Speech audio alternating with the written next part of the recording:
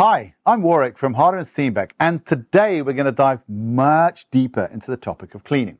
Now, we've covered in previous videos simple cleans like between colors, end of session clean. What we're going to look at now is what you lot, the airbrush community, like to call a deep clean. Now, my first objection to this is your airbrush is not a carpet, okay? It does not need a deep clean. It's made from elements from the Earth's crust, and it just needs a good wipe and a bit of a polish. So let's think about that. What we don't want to do at any point ever, and again, I say this on every video that I make about cleaning, is never, ever let paint dry in or on your airbrush, because then you run the risk of using some kind of a method that could be a bit abrasive. The reason why we don't want to do that is because the higher level of finish we can maintain on the airbrush, inside and out, over its lifespan, the easier it is to clean. If you use anything that puts any scratches or micro marks onto the plate, then of course those do become pigment traps. And we want to avoid that at all costs. So before we get into the finer aspects of cleaning a bit deeper into the airbrush, I'm just going to recap the in-between color clean and the end of session clean. So what we're going to use for this short demo is the Evolution airbrush. First thing you want to do is you just want to spray out any color that's still in your airbrush. Now, I'm going to talk very quickly about these little cleaning pots again. They've got an exhaust filter, and the thing that they do that's so wonderful is they prevent this airborne particulate that you make when you're cleaning out your airbrush from becoming airborne on your workspace. They capture that, and they're a really invaluable contribution to the health of your workspace. If you don't have one, make sure you get one. So we get rid of what color's left in the airbrush. Once that's gone, we pick up our painty water cup with our number 4 to 6 dry brush or our number 6 to 8 regular paintbrush. Bigger is also fine, smaller is not, because we don't want to ever hit any part of the airbrush with the ferrule, and the big brushes stop that. And you have a look in your cup and see if there's any tide marks of color up the cup walls. Get rid of those real quick. Okay, make sure that's all gone. If you see any color on the tip, you can get rid of that as well. Dump a little bit more cleaner in there. Just a bit, not much at all. And then spray a bit of that out. When you've just got a little bit left in the bottom, and you'll still have a fair amount of color in there, pick up a paper towel and dip it into the cup and just use that to soak up that bit of cleaner that's left in the bottom there, and have a good old clean around the inside of the cup. So that removes any of these tide marks. It also removes the bulk of the cleaner that's still in the cup and speeds up the spraying out process.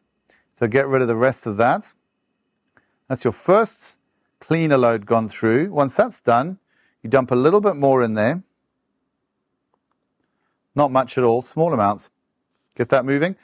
Pinch the front of your airbrush. Press down on the trigger. Bubble back. What the bubble back does is it enables you to see if there was any color left in the front of the airbrush. It's now pushed into the cup. It's a good way of just assessing how much cleaning you've got left to do. If you did the first part well, there'll be very, very little left at that point. A lot of you are going to ask, how do I do that on the Ultra? Because the Ultra has this closed front end, and actually it's really simple. The trick to it is you use a piece of paper towel and you spray into that, and as the paper towel becomes wet, it starts to seal, and as you can see, it's bubbling back inside the airbrush. So that's the trick of how to get the bubble back cleaning technique working on the Ultra. Getting back to our Evo that we actually are cleaning up here, now that we can see that we haven't got much color left in there, we can confidently spray that out. And here's the other important tip. When you're spraying the cleaner through the airbrush, always pump your trigger back and forth. What that does is it makes sure that the full length of your needle gets cleaned all the way back to the bearing. Very, very important. Once that cleaner load has gone through, that is what I would say is a good, solid, in-between color change clean. Those are really critical, because if you do a good job of those, then your end of session cleanup and your end of week cleanup, or however frequently you want to do, the bigger clean, there's really not much extra to do, and it's more just of a checking exercise. So the in-between color change clean, take it seriously. It doesn't need to take much more than about 30 seconds, but it just guarantees the performance of your airbrush being as high as possible through that painting session. It means that you're not going to contaminate any colors that come in after whichever one you used before, and your end of session cleanup is just a snap. The way that you can check that is by removing your needle. So you spin off the end piece of the airbrush, loosen your needle chuck ever so slightly, pull that needle out, and then give it a wipe. I like to wipe it here on the crook of my hand, and as you can see, there's no color left on that at all. Now that's a result of a couple of things. One, all of the finishes inside our airbrushes are very, very high, and so they just don't retain color. But also, it's the thing of never allowing paint to sit in the airbrush, and also that these cleaning methods, they're really effective while still remaining really, really simple. Your end of session cleanup would basically be the same as that, but maybe you do 1 or 2 more flushes of cleaner. Okay, so now we've got to the end of the between color change cleaning process or the end of session cleaning process. If you wanted to do a little bit more at the end of the session, you would just duplicate those last cleaner flushes. So why would you want to go deeper into the airbrush? Well, let's deal with why we wouldn't. First of all, if it's functioning perfectly at the end of the session and you look in the cup, everything looks perfectly clean. You look in the head, everything looks perfectly clean. You take the needle out, wipe it on the crook of your palm, on the crook of your hand, and everything looks perfectly clean. If all of those are the case, there's really no need to go deeper into the airbrush. No need at all. In fact, you're just disturbing a perfectly working system, so why do it? What might the reasons be that you do want to go in? Maybe you're feeling a little bit of performance degradation towards the end of the session. Could have been that you had a paint flake go in there, something didn't clean up quite perfectly right in between color changes. It could be that maybe you're feeling your trigger doesn't feel quite as smooth as it used to, and you might want to lubricate the parts a little bit. Perhaps your air valve feels like it's dragging slightly. You might want to look at that. These are the reasons why you might go in there. The point I'm trying to make to you is this is not something that is necessary to do after every session at all. When I was painting full-time professional, this is going back about 20 years now, honestly, I think I probably did this weekly or fortnightly with my airbrushes. And back in those days, we were using some pretty nasty paints that were a little bit more difficult to deal with than the beautiful, creamy wonderfulness that we get from the paint companies nowadays. So let's assume that we've decided to do this slightly more comprehensive clean and check and lube and so on. This is how I'd recommend going about doing it. First point is, please get a nice soft cloth, fold it in half and put it on your work table. The reason for that is you just don't want anything rolling away. So again, the last thing you want when you're looking to improve the condition of your airbrush is to drop something on the floor. And so you need to guard against having things roll away. This is a really effective, inexpensive way of doing it. There are some things you can buy with a rim all the way around them, which are super cool and everything. But if you don't have that, this is the alternative that everybody's got in their house right now. So first thing we're going to do is we're going to take off the end piece, set that down, needle out, set that down. The reason why I focus on the needle and the head first is because I think it's always good to get the most fragile parts out the way first, and then when we're putting it back together, we put them back on last. Then I'm going to unscrew the head,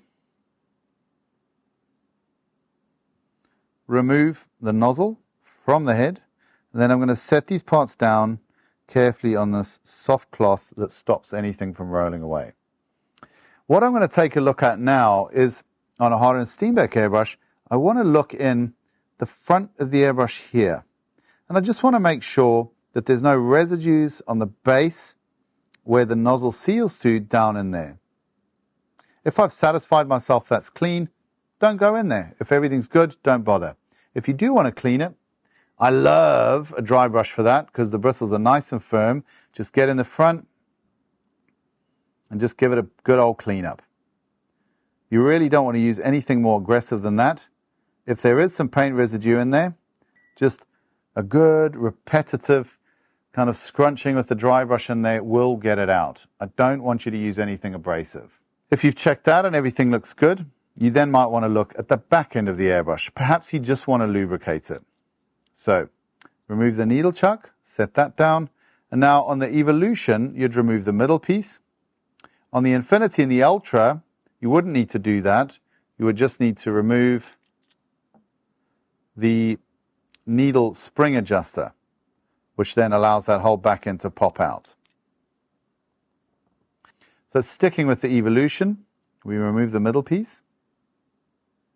Now that then enables you to remove your needle guide. Now this is a really, really important part because this is the bearing that the needle system runs on when you pull the trigger back and forth. Now, we recommend that you keep this lubricated. The product that we like to use is a product from Iwata called Super Lube. The reason why it's nice is because it doesn't interfere with paint finishes. It doesn't cause fish eyes. If you've had a lubricant on there, which we do supply them like this from the factory, if there's any dirt or muck or anything on here, it will just wipe off. So give it a wipe with a bit of paper towel. I like to use a number 2 paintbrush to pick up the lubricant with and just reapply it to these parts. That being on there, I can then reload the spring on the back of that, drop it back into the middle piece.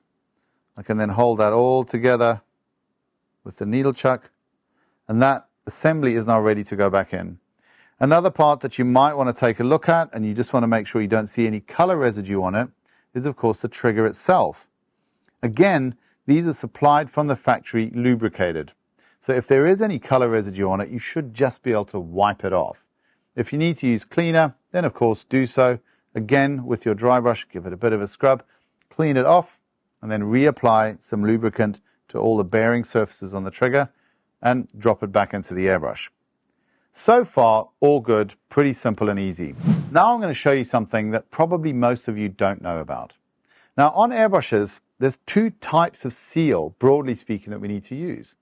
One is the paint bearing seal. Now obviously paint is quite easy to seal against because it's quite thick, relatively speaking.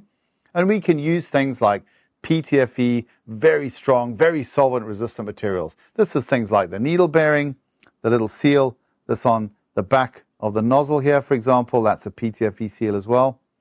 These are super robust, super solvent resistant, barely ever need replacing. The needle bearing, certainly we'd expect that to probably last the life of the airbrush. But then you've got the air bearing seals. And there's 2 main ones that are really important. One of them is here on the air cap, and it's a small black seal that you can see here. Now this is a very, very tough grade of seal. They're actually quite expensive, and they are not particularly sensitive to solvent, but they still do have some reaction to it. If you're using a lot of isopropanol when you clean the airbrush, generally not necessary if you're using acrylics, but I know a lot of you do like to use it, you might have a little bit of swelling on this O-ring. The other O-ring that's extremely important to the smooth operation of the airbrush is the one that sits deep inside your air valve. It's a very, very tiny little O-ring. And because it is the primary means by which the air starts and stops, it has to be a fairly soft grade. Now, because it's in the air valve, it's not something that needs to deal with paint. But again, sometimes when you're a little overzealous and if you're using alcohol to clean the airbrush, you can get a bit in there. And what then happens is that little O-ring will swell a bit. And when it swells a bit, it starts to drag a bit on the air valve, and the air valve stops feeling as nice as it could do. Now, this is universal to every airbrush brand out there, by the way. And the solution is absolutely beautiful. When you're doing this process with your airbrush, have yourself a mug of extremely hot water, so freshly boiled, and just put in there. Take the whole air valve and just drop it in there. If you're worried about the seal on the air cap as well, you take the whole air cap and just drop it in there too. What is now happening in that cup of hot water is the heat of that water is causing any alcohol that's caused that O-ring to swell to gas off and gas out of the O-ring. Those O-rings will shrink back down to their normal size and their normal function will be restored. You don't want to overdo it with solvents on these O-rings because, again, this is true of any airbrush brand, the more you swell them and contract them and swell them and contract them, they can become brittle and eventually crack. This, however, is just such a great hack to solve an air valve that might be a little bit sticky or a little bit stiff without having to strip it and get into all those little tiny parts in there. You can just do this without even opening it up. So while that's kind of baking off in there, I'm going to talk about something else that I think a lot of you aren't aware of on the Harder and Steenbeck airbrush system. And that is the back end of the needle. The back end of the needle, the way that we identify the sizes is with these little bobbles here. You've got 2 for the 0.22528 needles, and then you've got 4 for the 0.44, the 0.45 needles, and then you've got 6 for the 0.6 needle, and so on. Now, we did it this way for a couple of reasons. One, because it looks cool, nice. But secondly, because these two little bobbles are very, very useful if you've got any dried paint which is stuck in this area here of the airbrush, just behind the cup and just before the bearing, or just in front of the cup. And you can clean that out and check for any residues there by taking your needle, the back end first, and inserting it in the front of the airbrush, and you'll find that you'll feel that passage down to the bearing, you'll feel the bearing, and then you just go back and forward a couple of times, pull it out and take a look. If you can see any color trapped by these little steps in the back of the needle, then you probably want to get in there and do that a couple more times. Now, you don't want to overdo this. Don't do it vigorously. Don't kind of get in there like a maniac, because remember, you don't want to scratch any internal surfaces. But if you do have any paint that's in that little area, this is a great way of removing it. The new Harder and Steenbeck, so 2024s and onwards, this area is extremely short as to almost be irrelevant. It doesn't really happen on the new ones. On the older airbrushes, it did happen that you could get a little paint getting stuck in that area. This is the answer. So these V2 needles, if you've got an older Harder and Steenbeck and you've got a little bit of paint being stubborn behind the cup there, this is what's going to get it out for you. Like I said, the 2024 and on, they really don't have the issue because that passageway is so short as to almost be non-existent. But on the older airbrushes, the back of that needle is really, really effective at getting that out. And then, of course, we probably just need to have a short note about the needle bearing itself. Now, the needle bearing in a Harder and Steenbeck airbrush is almost nuclear proof. They are very, very finely set from the factory. The needle bearing is this little screw that you can see if you look right in the back of the airbrush here. It does need a special tool, a special screwdriver to remove it and put it in the easy way. You can do it with a regular flat blade, but it's just a little bit more laborious. But the message I want to give you is please don't touch it. Okay, there is no paint that you can put in these airbrushes that's going to touch, degrade, or damage that needle bearing in any way at all. The best thing to do is just to leave them be. Don't remove them when you want to strip and clean your airbrush because they are quite finely set. We do that at the factory for you. They're super stable. They don't move over years and years and years. So just leave them as they are. It's really no benefit to taking them out during a strip. Okay, now we've probably been talking about that other stuff for long enough that the water has cooled down enough that our air valve and our air cap O-rings have gassed off and they're back to their perfect size. So this is not something that you need to bother doing unless you use a lot of solvent paints or you use a lot of solvent in your cleaning. It can be avoided by not getting it onto parts of the airbrush it doesn't need to be on. This is just a fix if it's something that you think you need to do. And like I said before, it will work with any brand of airbrush. So it's a really, really useful tip. So let's get them out of there. You'll know it's ready because when you put your fingers in to remove them, the skin won't come off your fingers. In other words, the water's cool enough. So we just pull them out. You don't need to clean them up. You don't need to blow them out because that'll just come out the first time you trigger the airbrush anyway. On the H&S, you just want to make sure that this little white O-ring is still on the top there. No need to take it out. If you want, put a little bit of lubricant anywhere on the air valve. The only place you want to put it is just right there where that piston comes out, that little white O-ring. That being done, you can screw that back in there. You've now got a perfectly smooth, beautifully functioning air valve with a perfect O-ring in there. Drop your trigger back in there. Okay, remember we lubricated that a little bit so that it feels all nice and smooth. And the lubricant is what stops anything from sticking to it if you do get any paint residues dropping in through the trigger slot or something like that. Screw the middle piece back on. And again, that's also been lubricated a little bit. If you want more detail on the lubrication points and so on, just have a look at the instruction videos that come with each airbrush. You can find them on the channel or by scanning the back of the test card that came with your airbrush. There's a QR code on there that will take you right to those instructions. Now we've got the chassis of the airbrush all back together. Check that everything's functioning nicely. That feels great. Now we come to the head. Before we put it back on, it's worth giving it a little bit of an inspection. Pull the needle cap off. You just do that by fingernailing it off. It's got a little fingernail trap there to help you do that. And just look around the hole. Make sure there's no color showing up there. Look inside it. Make sure there's no color there. And again, if needs be, you just use that trusty dry brush. I like them because they're quite stiff. And just give it a little bit of a clean. That should be enough for that. Pop the needle cap on before you put the nozzle in, because the purpose of the needle cap is to protect the tip of the nozzle and the needle. Your nozzle, you just want to have a look at that. And again, just make sure there's no residues on the exterior of that. If you've obeyed this dictum of never letting paint dry in the airbrush, then you're not going to have anything inside your nozzle. I know that there's people who are going to be wondering, what if we do? Do we get in there to clean it with something? I'm not a fan at all of using metal reamers to go inside nozzles to clean them. I think people always get overzealous with them and alter the inside of the nozzle, and then the performance is gone anyway. So the answer really is, if you have got paint dried in that nozzle, just soak it for 1 or 2 days in the cleaner that's relevant to the paint brand you're using, and then just gently, using a old needle that is not bent, just keep on going in and out and in and out and in and out, not trying to pick, but in and out, just to get that moving. And eventually it'll come out and you'll be good to go. But don't be impatient with it. Ultrasonic cleaners, I'm not a big fan of those either. I think that everything should be done gently and with time if you've got dried paint. Best thing to do is avoid letting the paint dry. Drop that back into the air cap system. Screw it back on. With H&S airbrushes, it's just like a good pop, nip, finger tight, and that's all you need.